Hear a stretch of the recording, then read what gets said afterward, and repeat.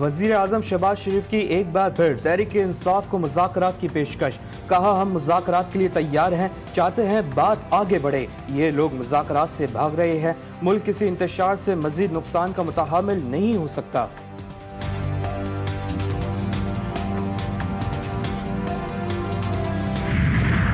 वजीर आजम का बयान हमारे मुतालबात से हट कर है। शहबाज शरीफ की जानिब से ऑफर को कबूल नहीं किया जा सकता।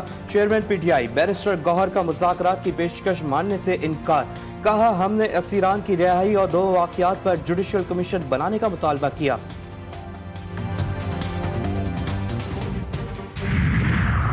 और सेनेटर फैसल वावडर का कत्ल की धमकियां दिए जाने का इंकशाफ। कहते हैं, सेनेट की कायमा कमेटी बराए खजाना में FBR की जानिब से गाड़ियों की खरीदारी के मामले पर बात की।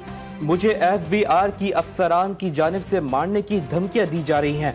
पाकिस्तान सबसे पहले है, सियासत बाद में।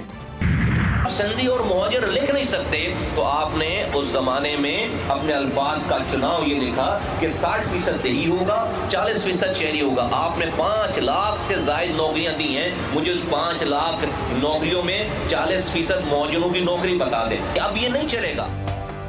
बिजनेसमैन किसी पार्टी का नहीं होता, बिजनेस कम्युनिटी को बुलाकर धमकी दी गई। MKM के सीनियर रहनुमा मुस्तफा कमाल ने कहा, हुकूमत और रियासत के तमाम इदारों को इस बात पर सोचना चाहिए। बिजनेस कम्युनिटी तन्हा नहीं, हम उनके साथ हैं। डॉक्टर फारूक सत्तार बोले, कराची का मईशत में किरदार पाकिस्तान की बका और सलामती से जुड़ा है। सनतकारों और बिल्डर्स की जमीनों पर तेजी से कब्जा हो रहा है। पीपल्स पार्टी ताजिरों से डांट डपट कर रही है।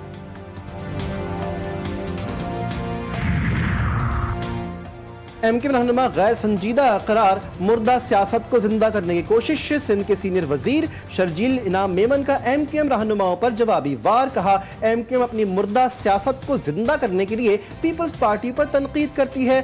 MKM के किसी भी रहनुमा के बयान को संजीदा नहीं लेते। ताजरों ने शुक्रिया अदा किया कि अब उनको भत्ते की पर्चियां और बोरी बंद लाशें नहीं मिलती। मजीद बोले, कराची में ताजरों के एजाज में जोहराना एक कामयाब इज्तिमा था। जोहराने का मकसद ताजरों के मसाइल की निशानदही और ताजरों के साथ मिलकर पाकिस्तान को तरक्की की राह पर गामजन करना था।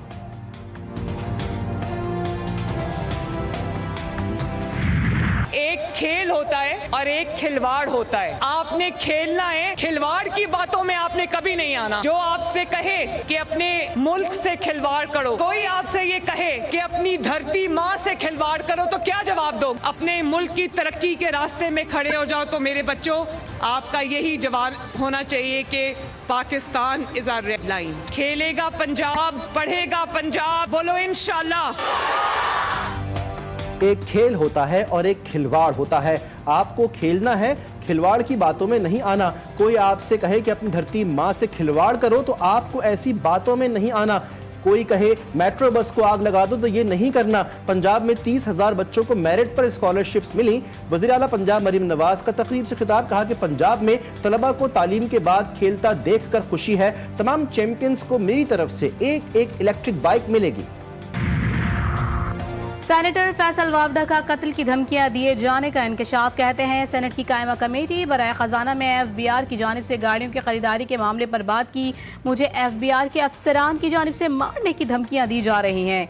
पाकिस्तान सबसे पहले है, सियासत बाद में। अगर पॉइंट स्कोरिंग करना होती तो पहले FBR को गाड़ियां खरीदने देते, फिर बात करते। कमेटी अरकान का मामला FIA की सुपुर्द करने का मुतालिबा।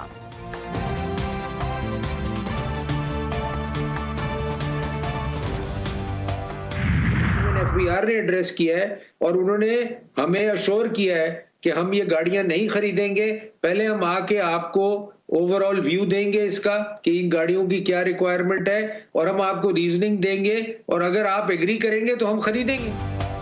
चेयरमैन FBR ने कहा कि हम गाड़ियां नहीं खरीदेंगे। आज कमेटी इजलास में गाड़ियों की खरीदारी रुकवा दी गई है।